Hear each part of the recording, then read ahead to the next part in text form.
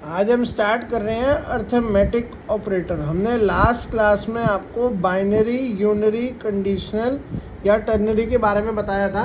आज मैं स्टार्ट कर रहा हूँ arithmetic operator.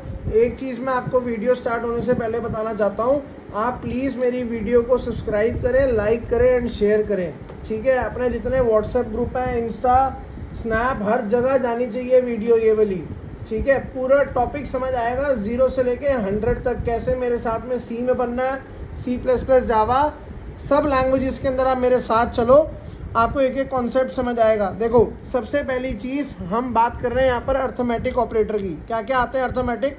Plus, minus, multiply, divide, modulus. हमारे पास 5 ऑपरेटर होते हैं, प्लस, माइनस, मल्टीप्लाई, डिवाइड और मॉड्यूलस। देखो, ये है हमारा डिवाइड, ये है हमारा मॉड्यूलस। अगर यहाँ पर लिखा हुआ है 10 डिवाइड बाय 3 और 10 मॉड्यूलस 3, 10 डिवाइड बाय 3, 3 3 सा 9। जो डिवाइड है हमारा वो हमें क्या शो करता है? कोशेंट। जो डिवाइड है हमारा वो हमें क्या शो करता है? कोशेंट। जो मॉड्यूलस है हमारा वो हमें क्या शो करता है? रिमाइंडर। तो यहाँ पर क्या आ गया? 3, यहाँ आ गया 1। कभी भी आपको यहाँ पर जो अपना ये मॉड्यूलस कर रहे हो, हमेशा एक ही बार डिवाइड करना, कभी पॉइंट में मत लेके जाना मॉड्यूलस को, ठीक है। सबसे पहले बात करिए हमने यहाँ पर अर्थमेटिक ऑपरेटर की। 5 होते हैं, प्लस, माइनस, मल्टीप्लाई, डिवाइड और मॉड्यूलस। इसके बाद हम बात करते हैं यहाँ पर किसकी? रिलेशनल ऑपरेटर की। रिलेशनल में क्या क्या आता है हमारे पास? Greater than, less than, greater than equal to, less than equal to, double equal to और नॉट इक्वल टू। देखो, double equal stands for comparison, double equal stands for comparison. और इसका मतलब क्या है हमारे पास? Not equal to. यहाँ अगर a की वैल्यू 10 है और b की वैल्यू 20 है, हमने यहाँ कंडीशन चेक करी, a b के इक्वल है, a b के इक्वल है, मतलब 10 20 के इक्वल है। Condition is false. कंडीशन क्या हो गई हमारी? फॉल्स। अगर हम यहाँ लिखते हैं a is not equal to b, 10 is not equal to 20, तो ये क्या है हमारी कंडीशन? क्या है हमारी? ट्रू। बात समझ आ रही है? Greater than, less than, greater than equal to और लेस देन इक्वल टू से सब फेमिलियर होंगे, पर double equal stands for comparison और ये stands for not equal to. कभी भी आप डबल इक्वल में और सिंगल इक्वल में कंफ्यूज मत होना। Double equal stands for comparison and single equal stands for assignment operator. अभी मैं आगे करवाऊंगा। Double equal stands for comparison, ठीक है।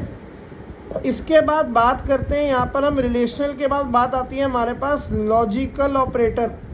लॉजिकल में हमारे पास 3 चीज़ें आती हैं, एंड, और नॉट। एंड को डिनोट करते हैं इससे, और को करते हैं 2 पाइपलाइन, नॉट को करते हैं एक्सक्लेमेटरी मार्क, ठीक है। सबसे पहले हम बात कर रहे हैं इसके बाद किसकी? एंड की। देखो, एंड का काम क्या होता है? एंड कहता है if any one condition is false then all condition will be false। अगर एक भी कंडीशन फॉल्स है तो आंसर क्या आएगा? फॉल्स ही आएगा। और में क्या होता है? If any one condition is true then all condition will be true. If any one condition is true then all condition will be true.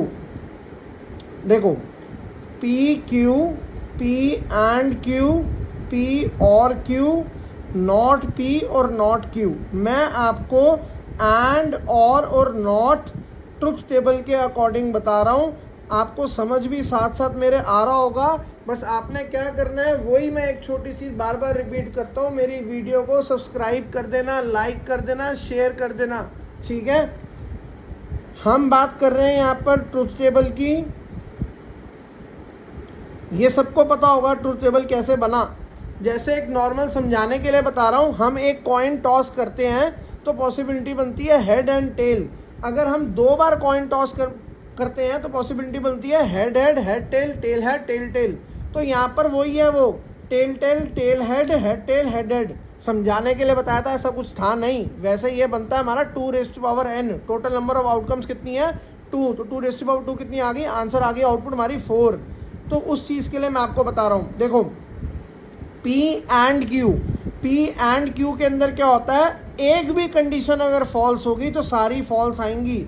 यहाँ दोनों ट्रू है तो ट्रू आ गया, एक भी फॉल्स तो फॉल्स, एक भी फॉल्स तो फॉल्स। और के अंदर क्या होता है, एक भी ट्रू होगी तो ट्रू आएंगी, एक भी ट्रू तो ट्रू, दोनों ट्रू थी ट्रू आ गया, एक भी ट्रू है तो ट्रू आ गया, एक भी ट्रू है तो ट्रू आ गया, दोनों फॉल्स है तो फॉल्स ही आएगा। नॉट में क्या होता है, फॉल्स का ट्रू, ट्रू का फॉल्स। देखो यहाँ पर कर दिया false false true true, false false और ट्रू। यहाँ पर आ गया हमारा फॉल्स ट्रू फॉल्स ट्रू। देखो ट्रू का फॉल्स, ट्रू का फॉल्स, फॉल्स का ट्रू, फॉल्स का ट्रू। यहाँ पर ट्रू का फॉल्स, फॉल्स का ट्रू, ट्रू का फॉल्स, फॉल्स का ट्रू। नॉट में उल्टा होता है, ट्रू का फॉल्स, फॉल्स का ट्रू। इसके बाद हम बात करते हैं यहाँ पर किसकी, हमारा नेक्स्ट ऑपरेटर है, मोस्ट इंपॉर्टेंट ऑपरेटर है, असाइनमेंट ऑपरेटर। मैंने यहाँ पर लिखा इंट ए की वैल्यू 10। वैल्यू हमेशा राइट टू लेफ्ट जाती है, 10 वाली वैल्यू ए में जाएगी, तो हमारी ए की वैल्यू कितनी हो गई 10। इसके बाद बात करते हैं यहाँ पर, मैंने यहाँ लिखा int B equal to A. Value हमेशा राइट टू लेफ्ट जाएगी, ए वाली वैल्यू बी में गई, बी की कितनी हो गई हमारी 10। वैल्यू हमेशा राइट टू लेफ्ट जाएगी, कभी भी इस इक्वल में और डबल इक्वल में कंफ्यूज नहीं होना। Single equal stands for assignment operator from right to left, और double equal stands for comparison, जो कि मैंने आपको रिलेशनल ऑपरेटर में बताया था। बात समझ आ गई। इसके बाद हम बात करेंगे यहाँ पर किसकी, यूनरी की। यूनरी में हमारे पास दो चीज़ें आती हैं, इंक्रीमेंट एंड डिक्रीमेंट। इंक्रीमेंट में आता है आई प्लस प्लस, डिक्रीमेंट में आई माइनस माइनस। इसके अंदर भी हमारे पास दो चीज़ें आती हैं जो कि मैं आपको आने वाले टाइम में करवाने वाला हूं, जिसका नाम है postfix and prefix. Postfix and prefix. देखो यहाँ पर मैंने यहाँ पर लिखा पोस्टफिक्स, यहाँ लिखा मैंने प्रीफिक्स। मैंने यहाँ पर इंट ए की वैल्यू ली 10, int B equal to A plus plus a b, यहाँ ली मैंने ए की value 10, int B equal to plus plus a. दोनों जगह मैंने इन टाइप की वैल्यू ली है। देखो पोस्टफिक्स का बेसिकली मतलब क्या होता है हमारा, फर्स्ट असाइन देन इंक्रीमेंट। और प्रीफिक्स में क्या होता है, first increment then assign. I plus plus, इसमें प्लस प्लस आई। देखो ए की वैल्यू हमारी 10 है, पोस्टफिक्स है, B equal to A plus plus लिखा है। इसका मतलब ये फर्स्ट असाइन, पहले ए वाली वैल्यू को बी में भेजो। हमने ए वाली वैल्यू को बी में भेजा, बी की वैल्यू कितनी हो गई 10। इसके बाद क्या करना है, प्लस प्लस। प्लस प्लस मतलब कितना हो गया, इंक्रीज बाय 1। ए में ही इंक्रीमेंट होगा, अंडरस्टूड है, बी में तो होगा नहीं, यहाँ बी की वैल्यू तो गिवन है नहीं। तो यहाँ पर क्या हुआ, ए वाली वैल्यू बी में गई, बी की वैल्यू 10 हो गई, उसके बाद हमने कर दिया इंक्रीमेंट। तो किसमें इंक्रीमेंट होगा, ए में, ए की वैल्यू होगी 11। फर्स्ट असाइन मतलब पहले वैल्यू सेम रखनी है आपने, ए वाली वैल्यू को बी में भेजना है, उसके बाद आपने ए में इंक्रीमेंट करना है। अगर प्रीफिक्स की बात करूं, प्लस प्लस ए, फर्स्ट इंक्रीमेंट पहले ही बढ़ा दो। किसमें बढ़ाओगे, जिसमें ए गिवन है, ए की वैल्यू है 10, प्लस प्लस ए मतलब कितनी हो गई 11, वही वैल्यू बी में भेज दो, तो बी की भी कितनी हो गई 11। बात समझ आ गई। ये हमारा पोस्टफिक्स और प्रीफिक्स था। इसके बाद हमने लास्ट क्लास में कंडीशनल ऑपरेटर हमने पढ़ा था। इसके बाद हमारा ऑपरेटर्स यहाँ पर ओवर होता है। इसके बाद जो हम स्टार्ट करेंगे यहाँ पर, वो लास्ट था हमारा टोकन्स के अंदर पंचुएशन मार्क्स। सबसे पहले इसमें क्या आता है, curly braces, bracket, question mark, colon, semi colon, comma. इसे बोलते हैं हम करली ब्रेसेस। मेरे साथ साथ करना, पूरी लैंग्वेज सी समझ आएगी। जितनी लैंग्वेजेस मैं करवा रहा हूँ, मेरे पास BCA मैथ्स की वीडियोस भी आपको मिलेंगी, ऑल सेमेस्टर्स की मिलेंगी, इग्नू की भी मिलेंगी। बस आपने वीडियो को सब्सक्राइब करना है और शेयर करना है। करली ब्रेसेस, इसे हम यहाँ बोलते हैं सर्कुलर ब्रैकेट्स, इसे बोलते हैं हम पैरेंथेसिस। ये आपको पता है क्वेश्चन मार्क होता है, ये हमारा कॉलन होता है, ये हमारा सेमी कॉलन होता है, और लास्ट में आएगा हमारा क्या, कॉमा।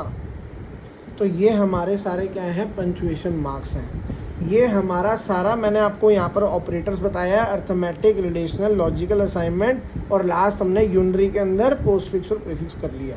ठीक है, आप नेक्स्ट क्लास में हम सबसे पहले समझेंगे how to write a program in C language. हमें सी लैंग्वेज में प्रोग्राम कैसे लिखना है वो मैं आपको नेक्स्ट क्लास में बताऊंगा। बस आप इस वीडियो को सब्सक्राइब कर दो, शेयर कर दो एंड लाइक कर दो। Thank you.